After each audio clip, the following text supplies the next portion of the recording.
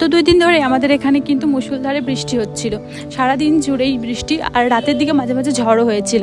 তাই আজ সকাল সকাল যেহেতু বৃষ্টি হয়নি, তাই বৌদির সঙ্গে চলে গেছিলাম বাগানে অবস্থাটা দেখার জন্য। আর গিয়ে বাগান দেখে তো পুরো মন খারাপ, কেন কি বাগানে যেই কটা আমাদের পেঁপের গাছ ছিল সব গাছ কিন্তু পড়ে গেছে। যেহেতু এবারে পেঁপের অনেক ফল এসেছিলো, তাই হয়তো ওই ফলের ভারেই সমস্ত গাছ উল্টে পড়ে গেছে, 2টো গাছ ভেঙে গেছে আর বাকিগুলো সব শিকড় সমেত উল্টে গেছে।